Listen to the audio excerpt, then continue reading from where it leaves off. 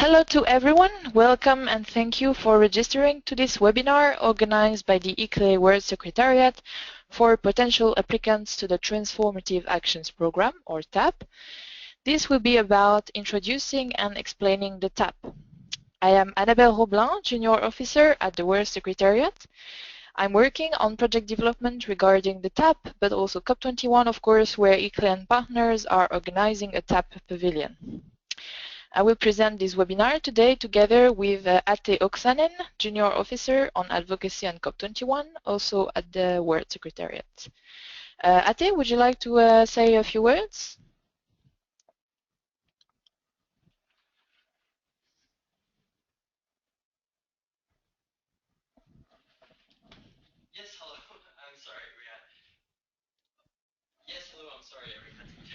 Yes, hello. I'm sorry. We had some technical difficulty there. Yes, my name is Atte Oksanen, and I work with Annabelle here at the ICLEI World Secretariat in the COP21 team. And I'll be showing you the TAP application form. We'll be looking at it together to see how to fill out the form.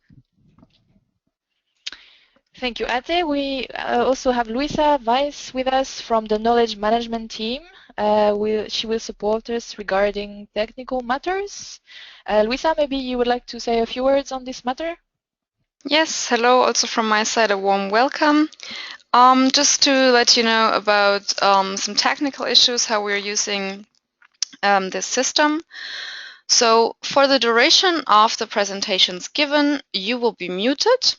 However, we will later have a question and answer session where we can unmute you in order to engage in discussions with you. If questions come up for you already during the presentations, please feel free to type them into the question box, and we will then get back to your questions in the question and answer session.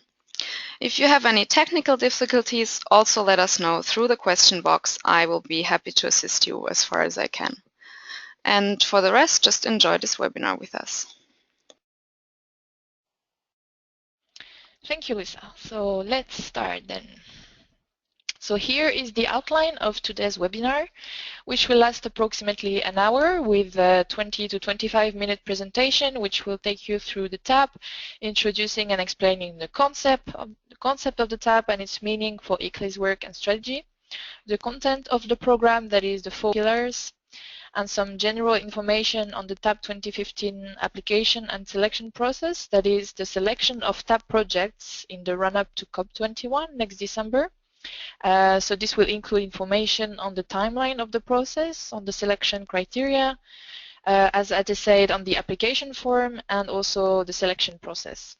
And then the second part of this webinar will be a question and answer session, as Luisa said, where we will answer your questions. So also note that as a complement to this webinar, we will send you afterwards a link to a presentation by Yunus Arikan, who is the head of global policy and advocacy at ICLEI World Secretariat. And this presentation will give you some more background information about ICLEI advocacy work regarding COP21 in particular. So let's start first by what is the TAP. So the TAP is a 10-year program, the purpose of which is to accelerate the implementation of climate actions of local and subnational governments in the crucial pre-20 but also post-2020 phases, while raising the level of ambition at all levels, that is local and subnational, but also national and of course international. So more specifically, the TAP will seek to improve access to existing capital flows to cities and regions, but also to catalyze additional capital flows from both public and private investors.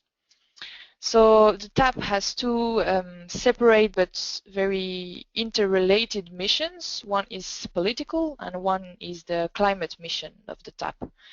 On the political level, the aim of the TAP is to actively advocate for better and quicker access to larger amounts of climate finance for cities and regions. Why? Because, as we all know, I mean, this is where climate change, this is in cities and regions where climate change can be tackled effectively, and because effective climate action at all levels has become urgent. given the challenges linked to climate change and also increasing urbanization. So by engaging in the TAP, local governments and their networks will pursue and intensify their efforts to really bridge the gap between the negotiation process on the one hand and the implementation process on the other hand, by putting forward these proposals of transformative action. So this leads us to the climate mission of the TAP. The TAP aims at assisting the pre-brokering between subnational authorities and financing bodies where possible, and to mobilize cities and regions to design these transformative and bankable climate actions. So before I continue, let me say a few words maybe as a summary of what the TAP, what ICLEI and partners can do for cities and regions through the TAP. So what the TAP can do is to offer visibility to submitted projects, both through the TAP 2015 Pavilion, but also the TAP online platform, which I will talk about later on. The TAP can also offer, by the same token, the opportunity to engage more directly with representatives of the financial and business sector, who will be invited to the pavilion. And regarding the application process, we will provide assistance in filling in the form, that is answering questions, any questions that applicants may have, providing feedback on the application so that they can be made stronger, providing translations as well. This is a work in progress. So this is what the TAP can do. On the other hand, I must also say what the TAP is not and what the TAP cannot do for applicants. That is, we cannot guarantee that funding will be, that projects will get funding. As I said, the role of ICLEI and partners through the TAP is to pre-broker between cities and financing institutions, but we cannot guarantee that projects selected as TAP projects will get funding. Regarding the application process, as I said, we can assist in the process. However, we don't have the capacity to support applicants in gathering the data. This is something we cannot do. And so maybe a last word, but not the least, the strong points of the TAP is really that it benefits from ICLEI's role as focal points of the local government and municipal authorities constituency. ICLEI really plays a strong advocacy role in different arenas, that is the UN, but also outside of the UN process. And so ICLEI really has this key position that makes it easier for ICLEI to be this facilitator, this broker between cities and regions and, on the other hand, financing institutions. So this is really the strong points, the bonus, we could say, of the TAP. So let's continue then with how this is going to be achieved. So these two missions will be achieved through two processes. So first of all, a process of mobilization of key actors at local, national, and international levels, as you can see. And secondly, a process of visibilization, of showcasing the climate actions already being implemented at the local and subnational levels, but also the local climate potential. This will be done by drawing on already existing tools, such as reporting platforms. But also TAP will have its own tools that I mentioned before. That is a TAP platform, that is an online registry of climate ambition, and a TAP pavilion that will be organized at every future conference of the parties, starting this year in December with COP21. So the TAP will really guide ICLEI's work with and for cities and regions over the next 5 to 10 years. ICLEI offices through the TAP will be able to better connect their cities to funding opportunities. And really also TAP will contribute to ICLEI's political agenda towards and also beyond COP21. So if we look closer at the content of the program, the objectives of the TAP translate more specifically into 4 action pillars. First of all, the TAP project pipeline, which is the process by which every year up to 100 TAP projects are selected in the run-up to the annual UN FCCC COP and presented during the COP, starting, as I said, this year at COP21. So during this process, cities and regions are first actively mobilized to apply to the TAP and then supported in their application by the TAP team in the World Secretariat, but also in regional offices. This stage is already underway, as you may be aware already. Applications for the TAP started on the 5th of May. And so, as you can see, the first deadline for project submission was on the 15th of June. The next one is on the 15th of July. And the last one will be on the 15th of August. Turning to the TAP platform. So before the COP, all projects submitted by cities and regions are featured on this online platform in a structured and unified format. And this platform will centralize projects, make them more visible in order to enable financing institutions to have access to relevant information about the project in order to consider financing. Then the TAP pavilion. So this is the physical component, you could say, of the program. That is the space where the selected TAP projects will be presented to national delegations, international donors, and financing agencies, both from public and private sectors, during the COP. And so the first pavilion, TAP 2015, will be organized at COP21 next December. Finally, the TAP advocacy for accelerated climate action. This work will build on previous achievements in local climate advocacy, and it will diversify and strengthen it in various ways. So this work will raise awareness of the potential of transformative climate action, of course, by showcasing success stories, but it will also deepen the dialogue with national governments, promoting effective vertical integration between different levels of government. It will also reinforce the engagement with international and national funding bodies and development agencies. And finally, it will also continue to the coordination of information sharing and debates on local and subnational climate finance in the realm of international climate negotiations and related fora. So, as a summary, you can say really that the TAP advocacy work will create an essential interaction nexus with all levels of government, and will also engage really with financing institutions. Turning to the TAP 2015 application and selection process. So here is the timeline for the TAP project pipeline leading to the TAP 2015 pavilion up to December. So as I said, the application started early May. Webinars are being organized this month and also next month to support applicants to the TAP. So as I said, there are 3 deadlines for TAP applications. Next deadline is 15th of July and the last one is 15th of August.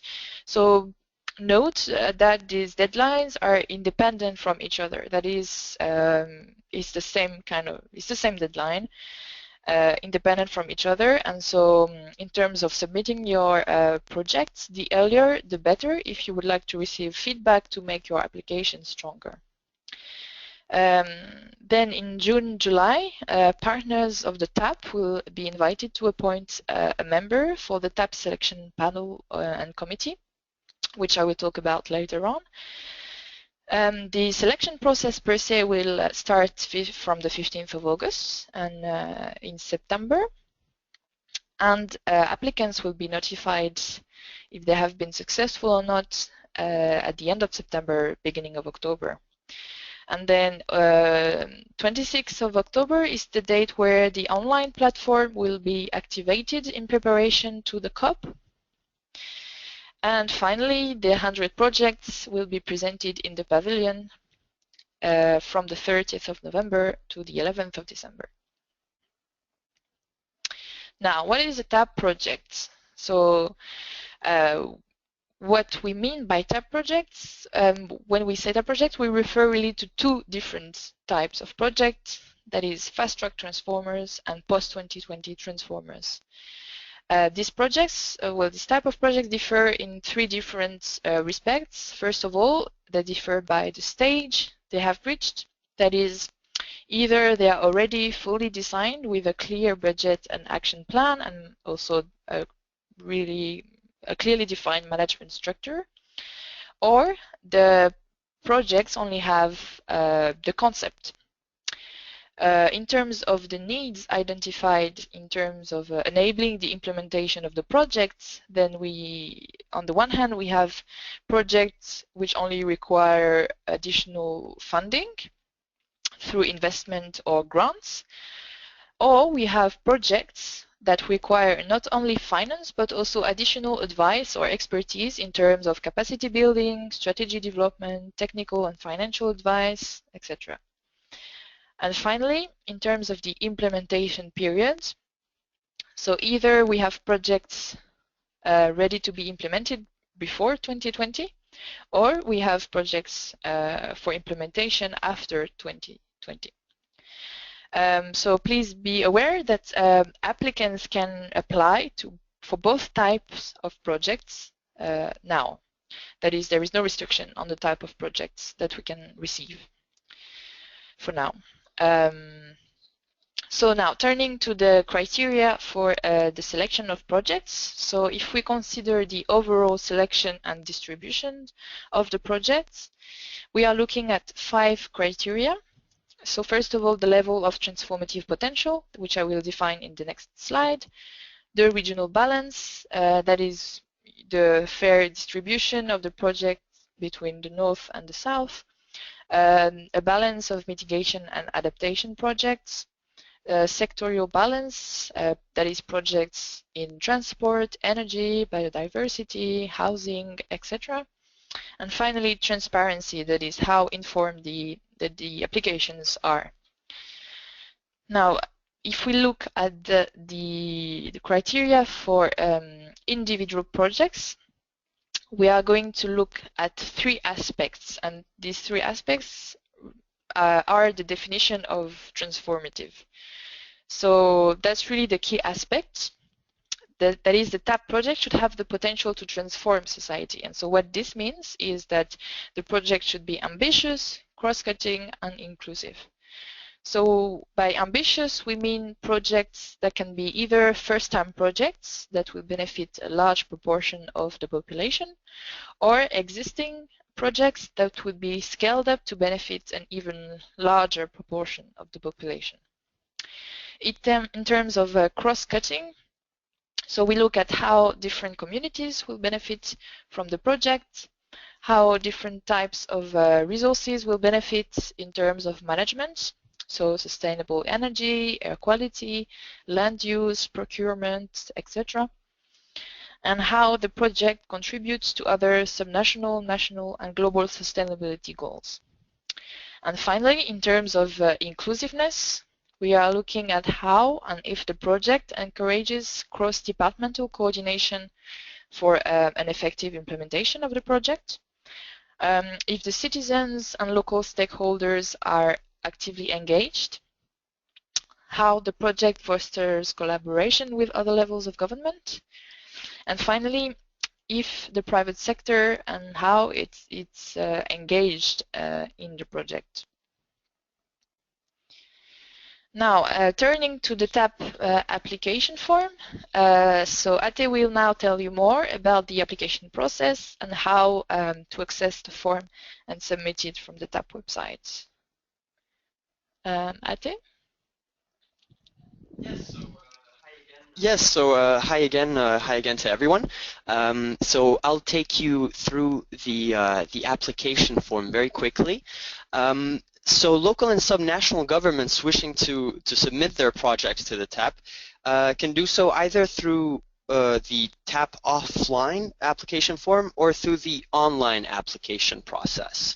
And for both, you will need to go to this website, the one you see on your screen, tap-potential.org, and then go to the apply section of that website. And so the online application form you can access by clicking this button right here that says online application form. This will take you to this page over here where you register to the online form, and that and you will receive then login details, which will enable you to access at any time this online form and insert data input, close the form, come back at any time. For this online form, you will also be able to connect, so not go through any of this registration, but log in directly with your carbon climate registry information or login details if you are from a local government that is already registering on the carbon climate registry. And of course, on this online application form as well, all the information that you have inserted when you register to Carbon is automatically filled out in the form by us here at the ICLEI World Secretariat, so you don't have to worry about all of that. And this is also something that we're doing for the offline application form. So if you are registering to Carbon, you will not need to fill out the information for a second time, but we're still working for the offline application form on the best way to indicate very clearly which fields do not need to be filled out again. But of course, the offline application form is very practical as well. So the offline application form is practical, especially for people whose internet connection is not so good. You can simply download the application form here. I'll show you that in a few minutes. The content of the online and the offline forms are of course exactly the same. And please note as well that the people that will be registering on the offline application form will also be receiving login details for the online version of the form, and they will be able to access and edit their application later on. So let me just show you how the offline application process works. So to download the offline form, you would go here to step 1, download, and you would download the application form. And then once you've filled out the entire form, you would go here to step 2, fill in some basic information, and then click here to choose file and upload the application form that has been filled out. Now, within the application, you will need to attach some supporting documents, such as a logo, your inventory, and other documents. These, preferably for the offline application form, should be in a compressed file, which would be uploaded here by clicking onto the second button. Of course, in the online application form, there's no need to compress any of the files. You can just upload them directly. Now, let us have a quick look at the application form itself, the offline application form, that is. We won't have time to go through all of it, as you will say that there's quite number of fields in the form, but I'll take you through the main sections. I'd like to also stress that I know that the form seems can seem a little long, but it has been diligently designed to minimize the workload of the applicants while still capturing the most detailed and comprehensive information on the projects. And these are the details that would interest the financial institutions the most that would be looking into these projects. So let's just take a quick look at the different sheets on the application form. So the first sheet is the README sheet, which contains instructions that the applicant should read carefully before starting. There's some information here about, of course, the deadlines, about the application process in itself. It says here that the green fields are mandatory. So that's all fields except for the last field, which is in blue. I'm sorry, not the fields. I'm talking about the sheets. The green sheets are mandatory, and the blue sheet, the one and only blue sheet here, number 5, applicant commitments, is the only non-mandatory sheets. Some fields you'll see in the application form contain an asterisk, and so these are the fields that are mandatory within these sheets. Some fields have drop-down menus where you can simply select an option, and other fields you have to actually type in your information. So that's pretty basic stuff. You'll see that some fields are in italics, and these italic fields are there to give complementary information. So these are not mandatory, but they will definitely enhance the value of your application. So the more detail you have, the better the application is, of course. Now, let's just go to registration. So this is the second sheet. This is very basic information about the applicant, about the designated contact points, some contact information, and information about the head of the local or subnational governments. Then at the very end there are the terms and conditions, but the only real condition for us is that the following sheet that I will show you in a few seconds, the TAP overview sheet, that the information contained in that sheet can be made public on our online platform so that we can showcase your projects. Now let's take a look at this TAP overview sheet. As I said, this is like to say the most important tab in the entire form. It really captures the transformative potential of your projects. The aim is to give information about the ways in which your project is a transformative project, and so this is the information that would be made public on our online platform. And so here again you have some drop-down and menus, and you have manual entry menus as well. The next tab is the applicant profile tab, and so here there's information about the applicants, so the local or subnational government applying for TAP. There's contextual information, geopolitical information, socioeconomic information, and of course some information as well about the climate ambitions of your local or subnational government, but these are detailed in the 5th tab, the applicant commitment tab in any case. Then there is the project profile, tab, where there is some core and detailed information about the project itself, about its concept, the management structure, etc., and information on the transformative project of the project, the transformative potential of the project, we will be looking at the co-benefits of the project in terms of sustainability. And of course the applicant only fills out the applicable fields that are relevant to the project that is submitted. So if you have an energy related project, then you would fill out the energy related fields. If you have an adaptation project, then you would fill out the adaptation fields. If you have a mitigation project, and so on. So here you would describe the climate potential, either mitigation, adaptation of your project, also the financial and technical feasibility of your project. These are, of course, very important fields for the financial institutions that will be looking at these projects.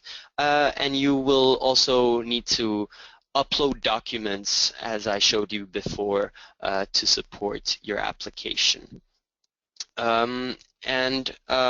So the last tab here is the applicant commitment tab. So as I said, this is the only one that is not mandatory.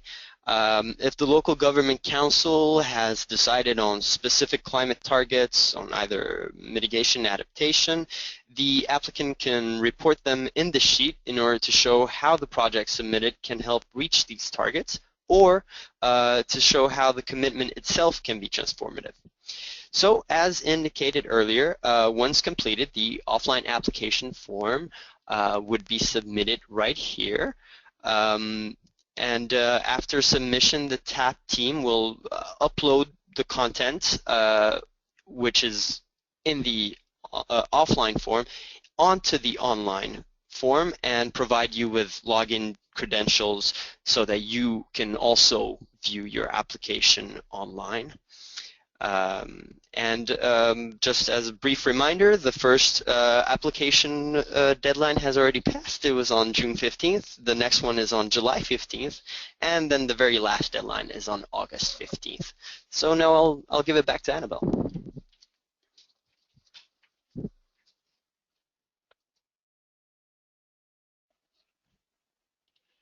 Thank you, Atte. So yeah, as a last word, so I will talk briefly about the selection process. The selection process is still being defined at the moment. However, we know that the following entities will be involved in the process. That is, there will be a TAP project selection panel and an expert committee. And how this will work is that each TAP partner, that is local government organizations, financing institutions, civil society, NGOs, etc. So each TAP partner will appoint both a representative to sit in the TAP project selection panel and an expert to sit in the expert committee. And so the expert committee would, make recommendations to the TAP project selection panel. So as I said, the guidelines are still being developed regarding this process, but what we can say, what we are sure about, is that this process will be based on a consensus-seeking approach. That is, there won't be any kind of strict voting system whereby a majority would win, but rather we are going to look for general agreement and consensus on what a good TAP project is. So that's it for now. Thank you for your attention, and we will now turn to our question and answer session. So if you have any questions, this is the time. Do we have any questions?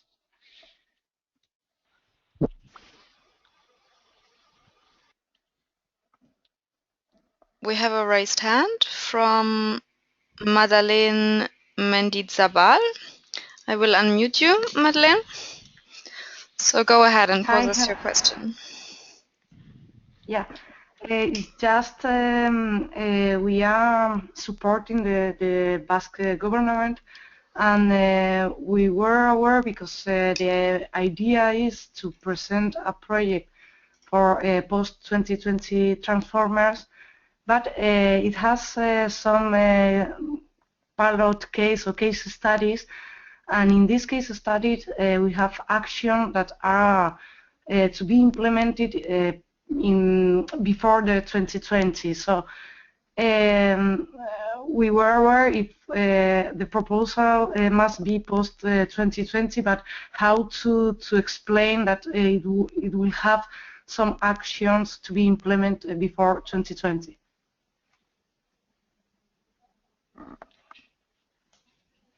Well, yeah, thank you, Madeleine, for your question.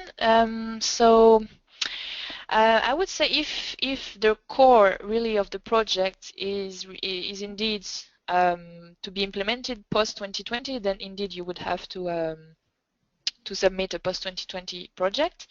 But if there are components, as you said, actions that would be implemented in the pre-2020 period, then the best is to flag this as such while submitting your application. So this is not an issue. However, I was wondering if these actions per se, I mean, when you say actions, are they really individual actions, or do you think they could also, you know, be themselves potential TAP projects? Because if this is so, then they can also be submitted individually for the pre-2020 period.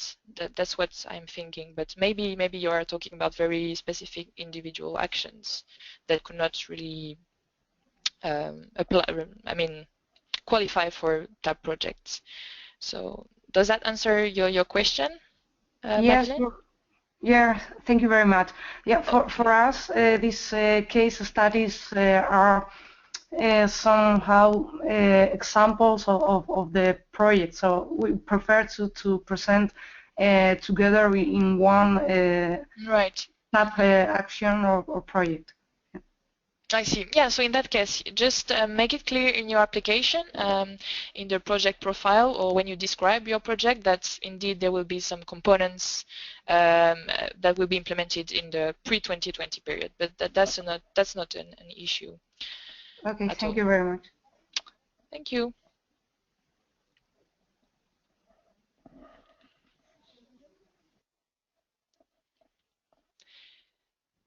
Do we have any other question? No, so for now we don't have any further questions from the audience. Okay.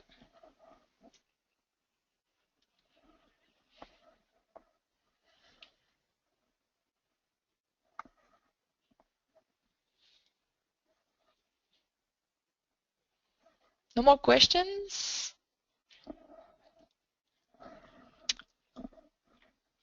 Okay, so in case you have any further questions, we are here, of course, to answer them. So just get in touch with Marie-Sophie Beyer, who is the COP21 TAP coordinator. You have her email address on the slide. And if your questions are more specifically about the TAP, then you have a specific email address on the slide. And also, if the questions are more related to COP21 and the TAP 2015 Pavilion, then please use this other email address on the slide. And so, yes, this was a very general session. So again, if you have specific questions, please do not hesitate to get in touch with us. Yes, a final reminder that I will send you this video I talked about earlier about ICLEI's advocacy work towards COP21. Finally, this webinar has been recorded and will be shared with you soon after the webinar. And so I just have now to thank you very much for participating in the webinar. And we are looking forward to receiving your TAP application. Thank you very much.